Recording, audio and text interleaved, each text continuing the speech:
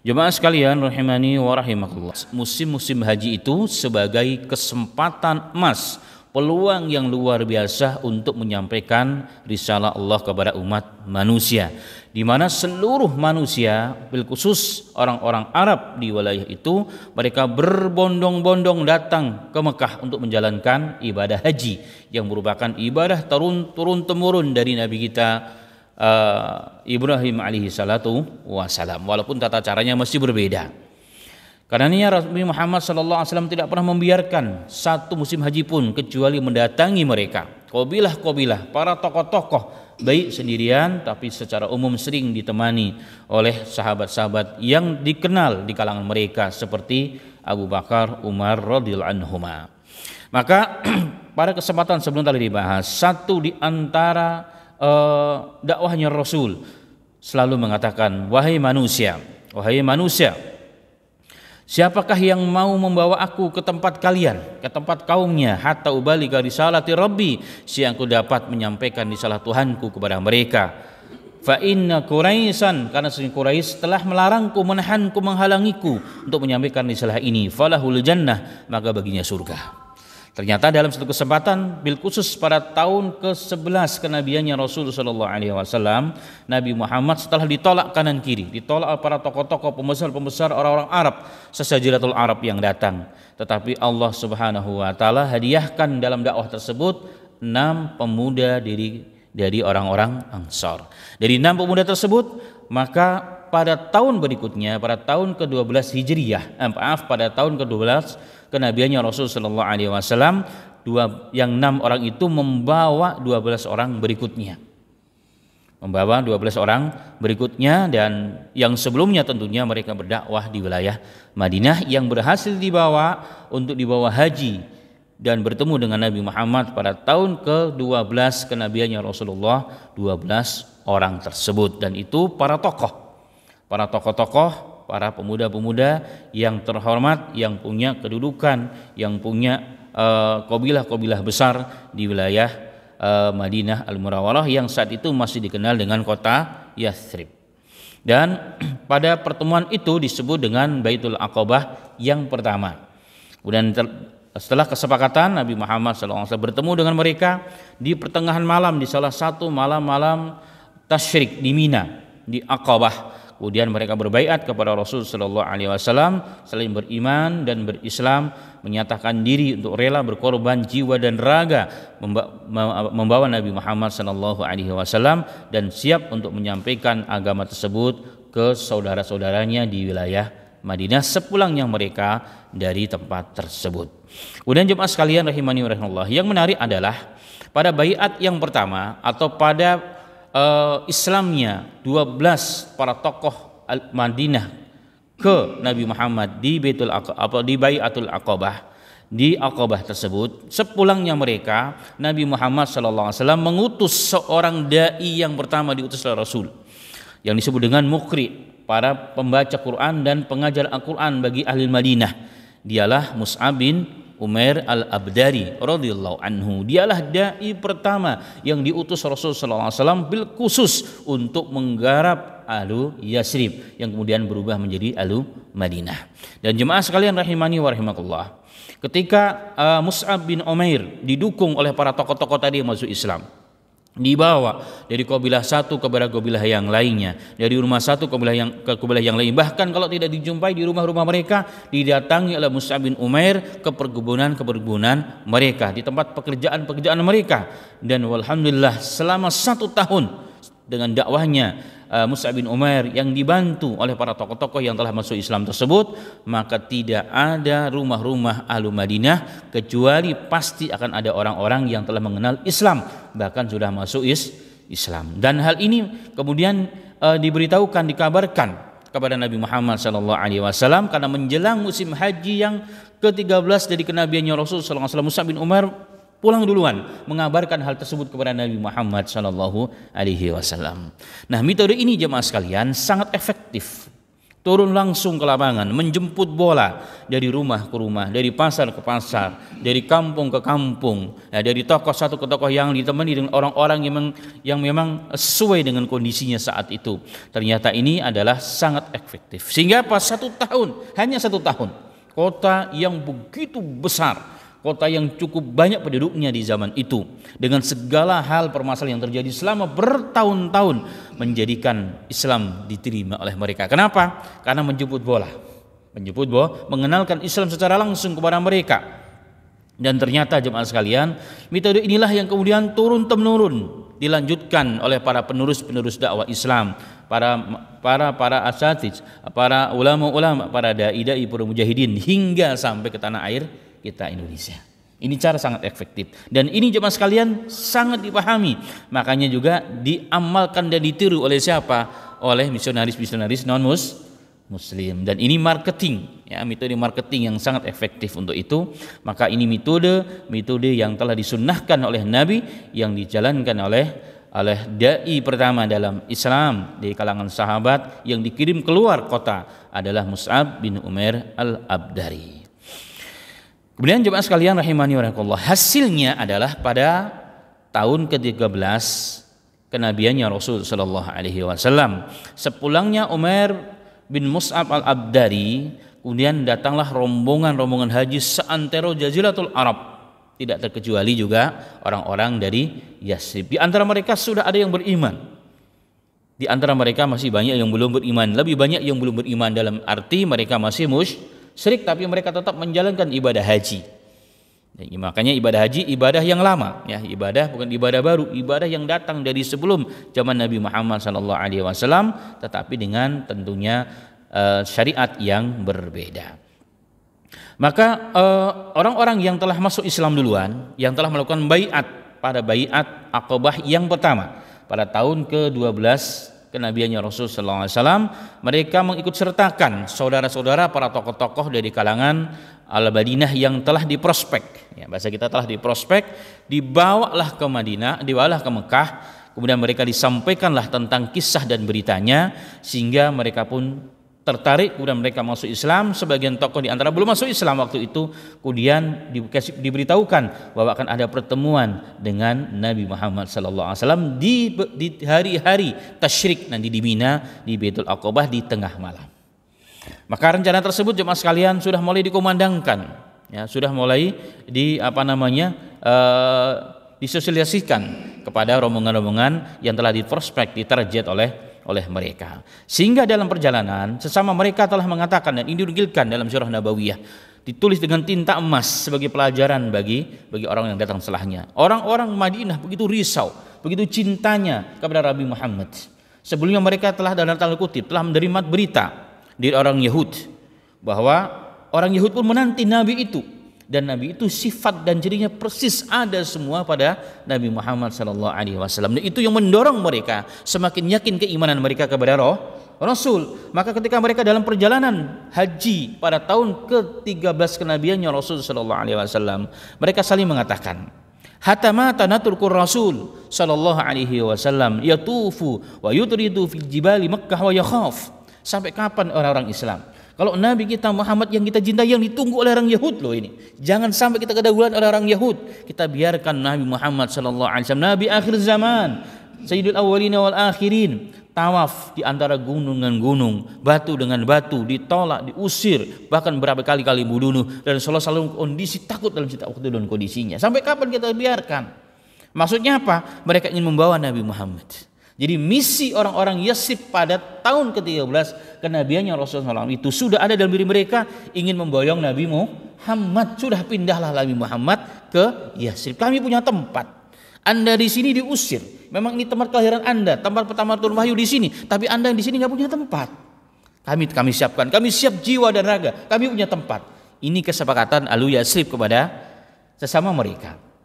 Tapi belum disampaikan kepada Nabi kita Muhammad sallallahu alaihi wasallam. Tapi ini satu poin yang sangat luar biasa, sehingga jemaah sekalian, ketika terjadi pertemuan pada Baiatul Aqabah, Baiat Aqabah atau baiat yang kedua, di tengah malam gelap gulita di hari-hari Yasrib tersebut, maka hal itu kemudian pun disampaikan kepada Nabi Muhammad sallallahu alaihi wasallam. Selain isi daripada perjanjian Aqabahnya, ini ada sesuatu yang memang diminta secara langsung kepada Nabi Muhammad, dan Rasulullah memberikan lampu hijau.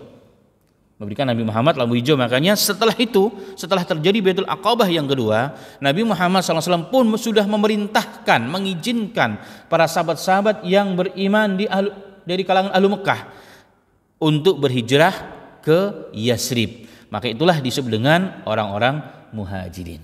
Yang sebelumnya Rasulullah perintahkan ke mana? Ke wilayah Habasyah. Di Habasyah harus nyebrang lautan, karena di sana ada seorang raja Nasrani yang beriman kepada Allah dan tidak mensyirikan dan tidak ada kedoliman orang-orang yang ada di sampingnya. Tetapi di sana mereka tidak beriman, mereka datang untuk menyelamatkan diri. Kalau di Madinah diminta, mereka sudah beriman, mereka disiapkan tempat, siap mendukung dengan segala hal. Dan ini jalan menuju itu. Masya Allah, ini jalan menuju hijrah tersebut. Sedangkan Nabi sendiri belum, karena beliau tetap menanti wahyu perintah dari Allah Subhanahu wa taala. Nanti setelah ini kita akan bahas bagaimana proses hijrahnya para sahabat Nabi Muhammad sallallahu alaihi wasallam dan sahabatnya dari Mekkah Al-Mukarramah menuju ke Madinah Al-Munawwarah. Jemaah sekalian rahimani wa rahimakumullah. Kemudian proses yang terjadi pertemuan Nabi Muhammad dengan orang-orang Ansar atau orang-orang Yasrib pada saat itu dalam perjanjian Aqabah menghasilkan beberapa poin penting. Di antara yang sangat menyolok adalah pada perjanjian Bai'atul Aqabah yang pertama, pernyataan iman, dukungan penuh kepada Rasul sallallahu alaihi wasallam. Tetapi belum ada kalimat untuk dalam arti berjihad bersama Nabi, membela Nabi dengan darah mereka, kehormatan mereka, dan ini menjadi poin penting. Ini pembeda pada Bai'atul Aqabah yang pertama dengan yang kedua, dan ini disepakati bersama antara mereka dengan Rasul sallallahu alaihi wasallam. Sedangkan kisah secara detailnya, secara umumnya, secara garis besarnya kita ambil kisah dari pelaku sejarah ini, seorang sahabat Nabi Muhammad sallallahu alaihi wasallam, tokoh dari tokoh-tokoh yang hadir, yaitu Ka'ab bin Malik Al-Ansari radhiyallahu anhu. Beliau mengatakan, "Kharajna ila hajj wa wa'adna Rasulullah sallallahu alaihi wasallam bil aqabati min awsati ayyamit tasyrik." Kami pergi berhaji pada tahun ke-13 kenabiannya Rasul. Ini Ka'ab bin Malik Al-Ansari radhiyallahu anhu, di mana beliau adalah salah seorang yang telah berikut Bai'at Aqabah pada pertemuan yang tahun berikutnya. Kemudian kami telah berjanji dengan Rasul ingin bertemu dengan Nabi Muhammad SAW di Aqabah di pertengahan malam hari-hari tasyrik, berarti sudah berada di Mina. Di Mina kurang lebih kan tanggal 10 pagi ya, 11, 12 ya. 10, 11, 12 dan 13 lah bisa masuk ke sana kalau hari ini. Ketika kami telah sampai di sana, kata beliau, di malam hari kami mengendap-endap. Jadi orang-orang yang telah tahu ya, orang-orang yang telah faham, kami di malam hari, di awal hari, di malam hari kami tidur semua. Kami telah sepakat di malam harinya, di sepertiga malam akhir kami bangkit pelan-pelan mengendap-endap ya. Mengendap-endap, kemudian kami berkumpul di Aqabah. Dan kami sempat membawa beberapa tokoh yang saat berangkat dari Madinah, dari Yasrib, belum muslim, belum paham. Tapi dalam perjalanan kami prospek, ya kami ajak bicara, kami dakwahi sehingga dia beriman dulu dan biar semangat untuk berjumpa dengan Nabi Muhammad SAW. Untuk yang pertama kali namanya adalah Jabir, ya seorang tokoh, itu adalah Jabir radhiyallahu anhu, seorang pemimpin, tokoh, orang yang sangat dihormati di kalangan orang-orang Yasrib. Dia pun ikut serta dalam pertemuan di malam hari tersebut. Setelah kami berada di sana di malam gelap gulita tanpa ada penerang, kami menunggu Nabi Muhammad sallallahu alaihi wasallam. Singkat kisah, ternyata Nabi Muhammad sallallahu alaihi wasallam datang didampingi oleh beberapa sahabat Nabi, dan bil khusus dipimpin langsung, dikawal langsung oleh pamannya Rasul sallallahu alaihi wasallam, yaitu Abbas bin Abi Thalib. Abbas bin Abi Thalib kita paham, beliau adalah saudaranya Abu Thalib, saudara bapaknya Abdullah. Dan sesampai di sana dia katakan langsung kepada orang-orang Ansar, "Ya ma'syaral Khadraj." Wahai orang-orang Khazraj. Panggilan Khazraj ini untuk panggilan umum kepada orang-orang Madinah atau orang Yasrib. Padahal di sana ada Khadraj, ada Aus, tapi Khadraj itu ghalib, dominan, ya kabilah yang sangat besar. Maka orang manggil orang Madinah, orang Yasrib saat itu dipanggil Khadraj, termasuk Al-Abbas. Al-Abbas mengatakan, "Ya masalah Khadraj, wahai orang-orang Khadraj, wa kana al-arabu yasamuna al-ansar khadrajan." Orang-orang Arab dahulu menamakan orang-orang Ansar, orang Yasrib dengan Khadraj. Khadrajuha wa ausaduh. Jadi Khadrajnya dan juga Ausnya. Dia katakan, "Inna Muhammadan minna." Muhammad itu dari kami. Sebagaimana kalian ketahui, kami telah menjaganya bertahun-tahun di sini. Jadi semenjak Muhammad ini telah mendakwahkan risalah Tuhannya, padahal dia belum Islam saat itu. Anaknya sudah masuk Islam nih, Abbas ini, Abdullah bin Abbas dan lain sebagainya, Faddal itu semua, mereka sudah masuk Islam. Tetapi bapaknya, pamannya Rasul jadi belum masuk Islam. Ya, belum masuk Islam. Dia katakan, "Kalian tahu ini Muhammad. Kami selama bertahun-tahun keluarga besarnya menjaganya, melindunginya. Dan kalian tahu siapa dia? Apakah kalian tahu siapa dia?" Dia katakan, "Kami tahu, ya Abbas." Ya, kami tahu, ya Abbas. Jika kalian siap dengan segala risiko, kalau kalian ambil dia, kalian beriman dengannya, kalian bawa dia ke Madinah, apakah kalian siap meninggalkan segala hal demi untuk Muhammad? Kalau tidak, tinggalkan Muhammad sekarang. Cukup dengan kami sendiri yang akan menjaganya. Selama ini telah terbukti kami mampu melindungi Muhammad. Tapi kalau siap, mama bawalah Muhammad. Apa kata mereka? "Kami siap dengan segala risiko, ya Abbas. Sekarang biarkan Nabi Muhammad langsung berbicara. Kalim ya Muhammad sallallahu, kalim ya Rasulullah," kata mereka. Langsung bicara kepada kami, "Ya Rasulullah, kami sudah tidak sabar lagi menanti lisanmu berbicara, ingin mendengar suara emasmu untuk kami ya Rasulullah sallallahu alaihi wasallam." Maka mulailah berdialog antara Nabi Muhammad sallallahu alaihi wasallam dengan mereka, dengan kesepakatan kemudian terjadilah baiat. Dan salah satu baiat yang terpenting di sini adalah apa? Membela Nabi Muhammad, mendahulukan Nabi Muhammad dengan jiwa dan raganya. Maka siapa yang memerangi mereka, Rasulullah akan memerangi. Siapa memerangi Nabi Muhammad, mereka bantu memerangi. Siapa yang dilindungi akan sama-sama dilindungi. Inilah di antara kesepakatan penting dalam Baitul Aqabah. Dan berarti Nabi Muhammad telah menyiapkan mereka sebagai orang-orang yang siap untuk berjuang dan mendakwahkan dan menyebarkan risalah al-Islam. Jemaah sekalian yang dirahmati oleh Allah Subhanahu wa taala.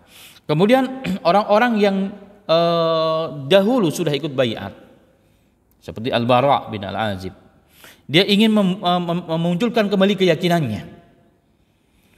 Bertanya kepada orang-orang yang baru masuk Islam, yang baru bertemu pertama kali dengan Nabi Muhammad. Apa katanya? "Wahai saudara-saudaraku, kalian sudah tahu siapa orang ini?" "Kami tahu." Kalian sudah siap dengan segala risiko jika beriman dan berbaiat dengan orang ini?" "Siap dengan segala risiko." Maka Nabi Muhammad mendengar pernyataan tersebut tersenyum. Rasulullah menegaskan dengan kalimat, "Balil damu dam wal hatmu wa ana minkum antum minni uharibu man harabtum usallima man salamtum." Darah dengan darah. Orang menghancurkan, kita akan hancurkan. Aku bagian dari kalian, kalian bagian dariku. Ini penguat Nabi Muhammad sallallahu alaihi wasallam. Akan kuperangi siapa yang kalian perangi, akan aku selamatkan, akan kujaga siapa yang kalian selamatkan, yang kalian jaga. Inilah awal dari pertemuan antara mereka dengan Rasulullah sallallahu alaihi wasallam. Setelah itu Rasul sallallahu alaihi wasallam meminta dari mereka untuk dipilih dari yang hadir, yang jumlahnya sekitar 72, ya. Sekitar 72 kaum muslimin ditambah 2 orang perempuan. 72 dikatakan 73, anggap 73 berarti 75 orang yang hadir saat pertemuan tersebut, yang mewakili sebagian besar dari keluarga besar atau kabilah-kabilah yang berada di Yasrib saat itu. Kemudian Nabi Muhammad sallallahu alaihi wasallam, jemaah sekalian, setelah itu, ya, setelah terjadi akad, ya, akad baiat, ya, setelah jadi baiat, maka pertama kali yang membaiat adalah Jabir, ya. Dia yang membaiat pertama kali, yang dipegang tangannya oleh Rasul sallallahu alaihi wasallam. Setelah itu baru disusul oleh orang-orang yang lain bermusafahah langsung. "Aku membaiatmu ya Rasulullah," disebutkan kalimat-kalimatnya, ya.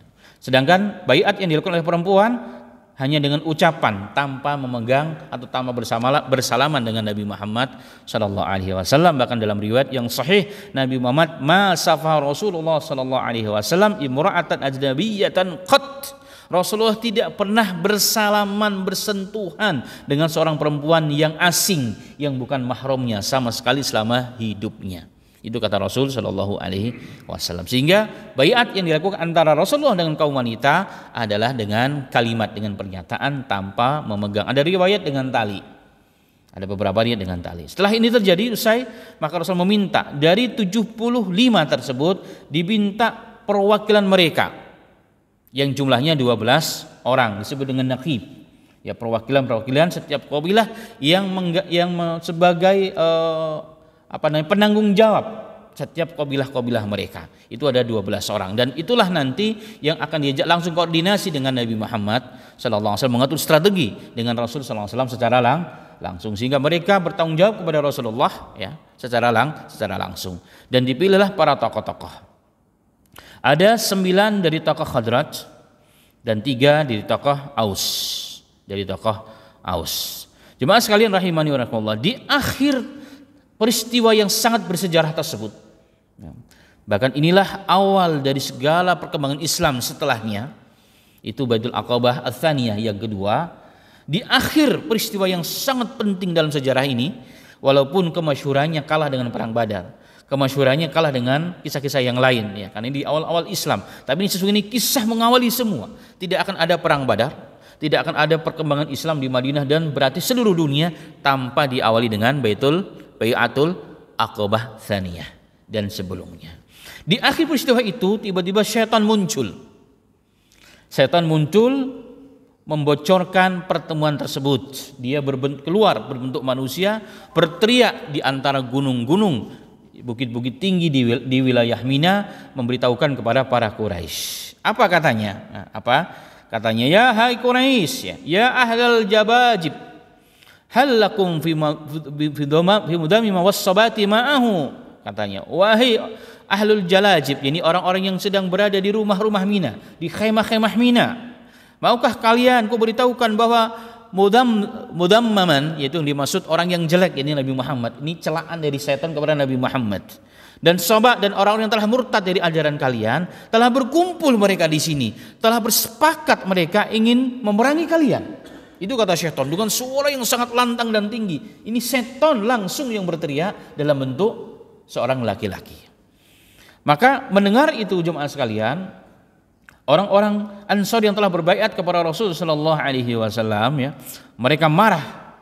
Tapi Rasulullah mengatakan, "Hada azabul aqabah, amallahi ya adu Allah, la afza'ganna lak."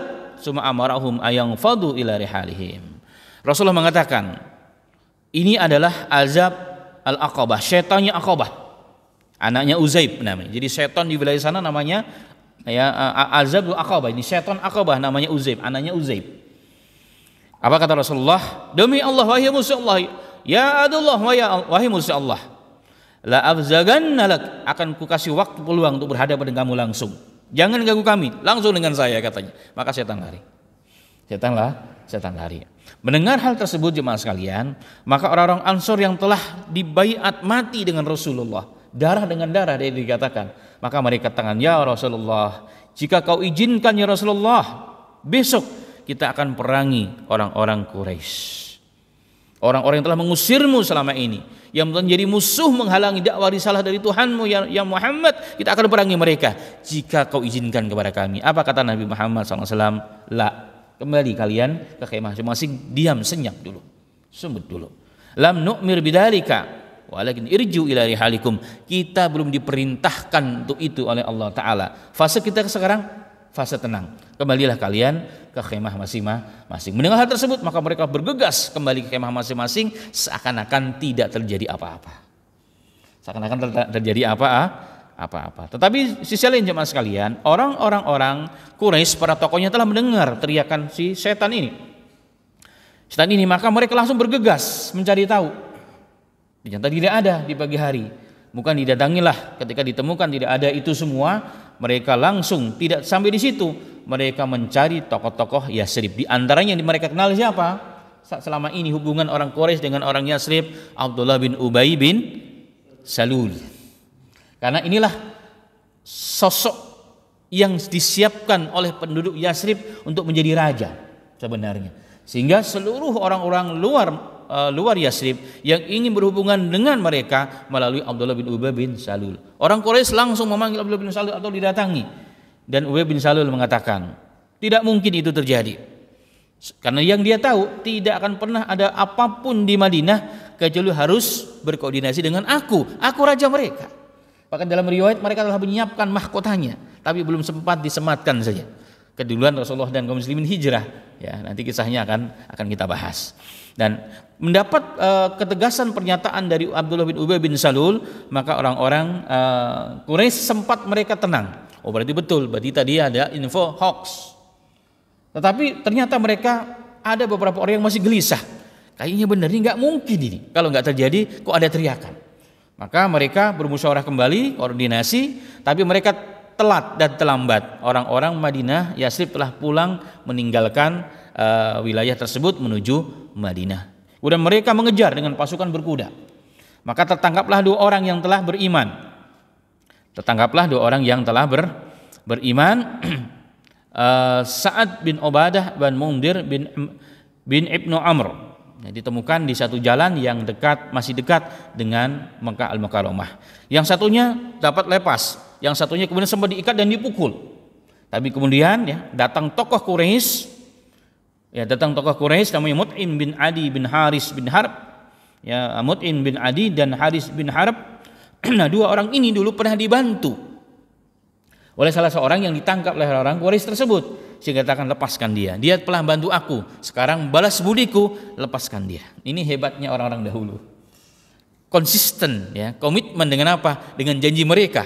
Padahal musuh nih sebenarnya. Tapi karena disadar berjanji, Anda telah membantu aku dulu, sekarang saya bantu. Giliranku, bebaskan dia, lepaskan. Akhirnya dia pulang.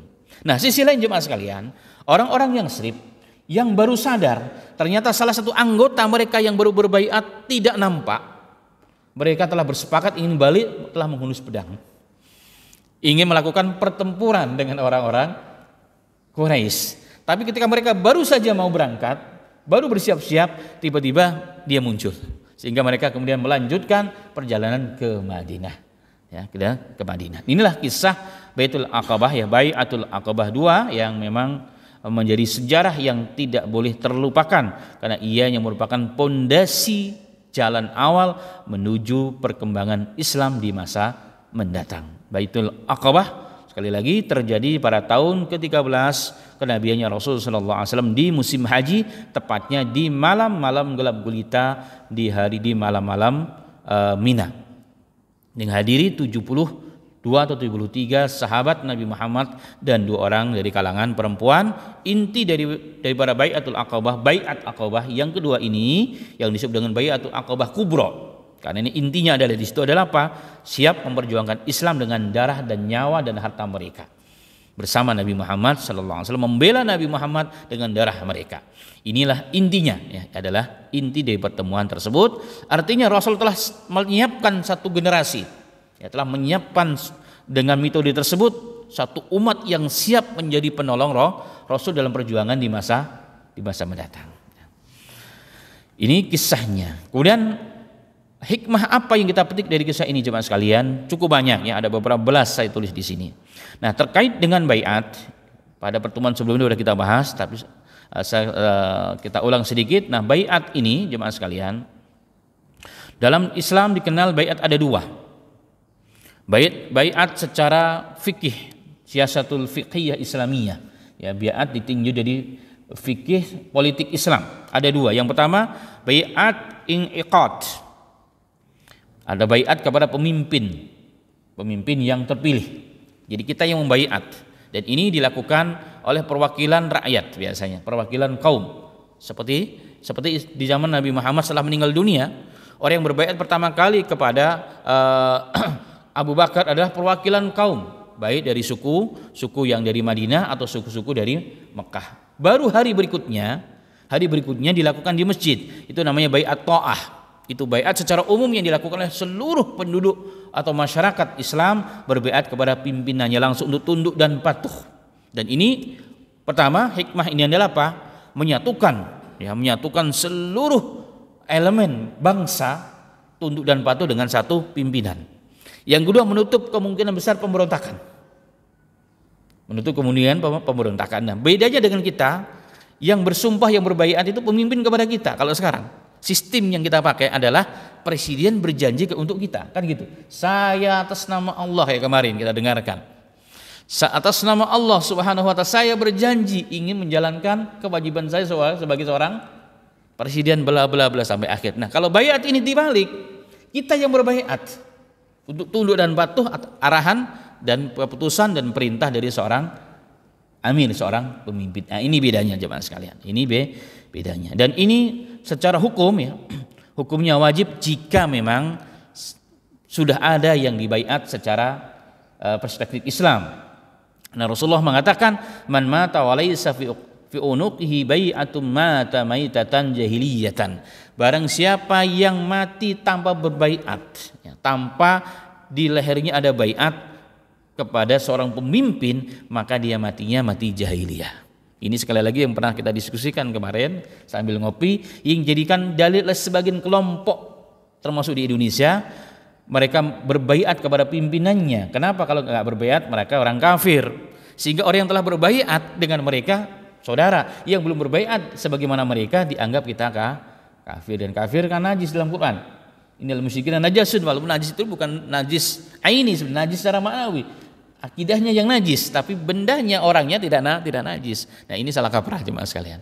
Karenanya bahkan menurut Al-Imam Ibnu Hajar Asqalani, yang dimaksud mati di sini bukan mati kafir, tapi apa? Falaisa muradu yamutu kafiran bal yamutu asian. Jadi kalaupun tidak berbaiat, matinya bukan kafir, tapi mati dalam kondisi bermaksiat kepada Allah dan Rasul. Karena ada perintahnya dan ada orangnya yang dibaiat dan dia nggak mau berbaiat.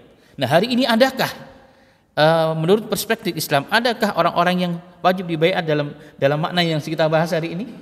Tentunya sistem yang kita pakai bukan sistem pemerintahan Islam, tapi sistem yang kita pakai sama-sama kita pahami, demokrasi. Jadi ini dalam bab ini secara utuh tidak bisa dipraktekkan secara utuh, tapi secara umum memang ada beberapa yang sesuai. Ini yang pertama jemaah. Yang kedua, jemaah sekalian rahimani wa rahimakumullah. Di antara hikmah dari kisah ini adalah bahwa bai'atul aqabah yang disebut dengan bai'atul aqabah kubra, yang besar, bai'at yang besar.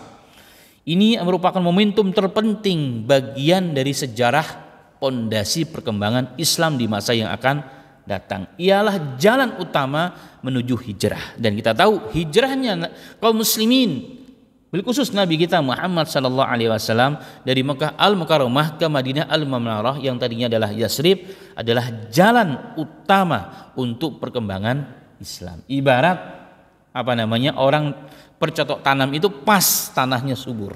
Kalau di Mekah tanahnya tandus. Dakwah itu kan seperti seorang petani menanam bibit yang unggul tapi di padang pasir gak tumbuh-tumbuh. Ketika ditanam di tempat yang subur kayak Indonesia langsung tumbuh. Itulah Madinah jemaah sekalian. Tapi prosesnya seperti itu. 13 tahun. Nah, 13 tahun berdakwah baru Allah berikan tempat yang kemudian menjadi komunitas, bahkan boleh dikatakan menjadi wujudlah kemudian menjadi sebuah negara Islam, negara yang sangat tamadun ya, negara yang sangat modern di zaman itu, yang kemudian perkembangan Islam dimulai dari tempat tersebut. Bahkan ada seorang sahabat ya, Ka'ab bin Malik Al-Ansari tadi ya, yang berbicara, beliau mengatakan, aku telah menghadiri semua pertemuan-pertemuan termasuk Badar, tetapi aku lebih suka seandainya Allah takdirkan saat itu, lebih suka ikut Baitul Aqabah yang pertama walaupun tidak ikut Badar. Saking begitu penting bagi beliau ya, bagi seorang sahabat ini peristiwa Baitul Aqabah Al-Kubra ini. Kenapa? Dia adalah tangga pertama, dia adalah jalan utama menuju perkembangan Islam di masa datang. Ini Baitul Aqabah. Jemaah sekalian rahimani wa rahimakallah. Yang ketiga, inti dari Bai'atul Aqabah Kubra ini adalah menyerahkan jiwa raga kepada Islam. Artinya menyiapkan Nabi Muhammad dengan hal tersebut. Maka Rasulullah menyiapkan generasi yang siap berjuang ikhlas karena Allah, yang dicari adalah ridha Allah dan surga, mengorbankan segala hal yang mereka mampu dan bisa, bersama-sama dan bersatu saling menjaga bersama Nabi Muhammad sallallahu alaihi wasallam. Karena itulah umat Islam setelah itu berkembang begitu pesat. Kenapa? Karena satu generasi Rasulullah siapkan dengan visi misi yang sama, visi misi hidup mereka sama, ya, tujuan hidup mereka sama, pengorbanan mereka sama, saling menjaga, saling ikhlas. Maka pantaslah jemaah sekalian, belum ada generasi sehebat sahabat, belum ada generasi sehebat sahabat. Visi misi mereka sama, saling menjaga, mengorbankan segala hal demi mereka bersama. Masya Allah. Kita akan lihat nanti bagaimana awal-awal mereka hijrah, ya, dipersaudarakan oleh Rasulullah. Ada seseorang sahabat yang menjadi saudara untuk Abdurrahman bin Auf. Abdurrahman bin Auf seorang yang sangat kaya raya, ditinggalkan semua asetnya di Mekah karena Allah. Tinggal hanya membawa baju doang. Istri ditinggal, semua ditinggal. Dia bersaudarakan Rasulullah dengan orang kaya juga, orang kaya dengan orang kaya, orang terkaya di Madinah. Dikatakan, wahai saudaraku, kita sudah jadi saudara nih. Aku di sini orang yang terkaya di Madinah. Kebunku akan kubelah jadi 2, kekayaanku. Ambil 50% untuk kamu, 50% untuk aku. Saya punya istri beberapa. Lihat mana yang kau suka, saya ceraikan, setelah selesai idah nikahi. Masya Allah. Ini seorang sahabat yang ikhlas dalam berkorban betul-betul karena Allah. Dan yang dikasih pun tidak pakai ilmu mumpung, ya, tidak. Tapi beliau berjiwa besar juga. Istighna dalam hadis itu, istighna, merasa cukup hanya dengan Allah. Katakan, jazakumullah khair, terima kasih wahai saudaraku, bahkan dullani ala suq, tunjukkan di mana pasarnya. Tunjukkan ke pasar aja. Dia seorang jiwanya itu seorang pedagang ulung. Ada di sini tapi punya orang Yahudi, enggak apa-apa, bawa ke sana. Tapi di sana tidak lama dikelola, maka beliau menjadi orang yang kaya raya. Itulah bagaimana mereka suatu generasi yang begitu hebat, ya, yang betul-betul sangat-sangat kuat bonding di antara mereka, diikat dengan akidah, diikat dengan kesamaan visi dan misi. Dan ini yang memang harus dicontoh, ya, untuk mengembangkan Islam. Yang berikutnya jemaah sekalian, rahimani wa rahimakallah, berkisah dari kisah Mus'ab bin Umair al-Abdari. Islam begitu cepat dalam 1 tahun saja perkembangannya. Nah, ulama melihat di sini kenapa? Ketika orang-orang muhajir, seorang dai yang datang, diterima, disambut dengan baik di tempat barunya, visi misinya sama, mereka bekerja sama karena Allah, bekerja sama dalam visi dan misi yang sama untuk mengembangkan dakwah Islam, maka Allah wujudkan dengan apa? Dengan mudahnya Islam diterima di tempat tersebut. Nah, ini penting jemaah sekalian. Ini penting, ya, dalam salah satu metode strategi dalam berdakwah. Jadi bersatunya kaum muhajirin, walaupun bahasa itu bahasa satu, belum disebut muhajirin, dengan orang Ansar, orang tempatan bersatu, berpikir sama, berkorban sama, visi misi mereka sama, hasilnya adalah apa? Islam tersebar begitu cepat di wilayah tersebut. Nah, ini saling memerlukan antara satu dengan yang lainnya. Kemudian jemaah sekalian rahimani wa rahimakallah,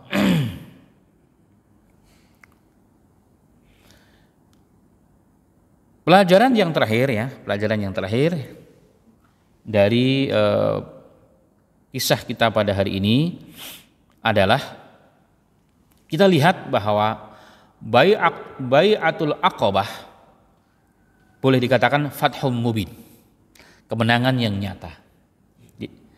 Maka kemenangan kemudian terkadang tidak bisa diprediksi. Siapa yang nyangka, ya, Rasulullah dengan dakwah begitu, tiba-tiba Allah berikan, masya Allah, umat, tempatnya, umat penduduk Yasrib semuanya, dan tempat di Madinah itu sendiri. Di Madinah itu sendiri. Nah, di sini pesannya adalah apa? Pesannya bagi seorang pejuang Islam, bagi seorang dai, apapun bentuknya, apapun prosesinya, ya, jangan pernah melihat hasil. Karena hasil urusan Allah, tugas kita hanya menjalankan. Ada masanya nanti suatu saat, di kulli syai'in ajal, setiap sesuatu ada waktunya, akan diberikan pertolongan Allah Subhanahu wa taala. Jika sudah sampai kepada jalannya, sudah kebuka itu pintu gerbangnya, maka kita akan berjalan mulus sesuai dengan yang Allah telah takdirkan. Sehingga dalam hadis yang lain Rasulullah SAW mengatakan, kullu syai'in muyassarun lima khuliqa lahu, segala sesuatu itu akan dimudahkan sesuai dengan tujuannya dan takdir di mana dia ditakdirkan oleh Allah Subhanahu wa taala. Akan ketemu jalannya. Seseorang menjadi pemimpin yang besar, walaupun bukan siapa-siapa, enggak siapa-siapa dia. tidak ada link yang bagus, keluarganya juga dia orang biasa, tapi udah takdirnya seperti itu, akan ada jalannya ke sana. Apapun caranya, itu adalah urusan Tuhan, urusan Allah Subhanahu wa taala. Maka tidak boleh berputus asa dalam dakwah dan juga dalam urusan yang lain. Kenapa? Karena segala sesuatu ada waktunya. Tugas kita ada berikhtiar, tapi hasil itu milik Allah seutuhnya. Demikian ya, semoga bermanfaat kajian kita terkait dengan sirah Nabawiyah sallallahu alaihi wasallam di pagi yang berbahagia ini. Semoga menambah keyakinan kita kepada Rasul dan kecintaan kita kepada Nabi kita Muhammad sallallahu alaihi wasallam, dan semoga kita bisa mengaplikasikan dalam kehidupan nyata sehari-hari. Amin amin ya rabbal alamin. Demikian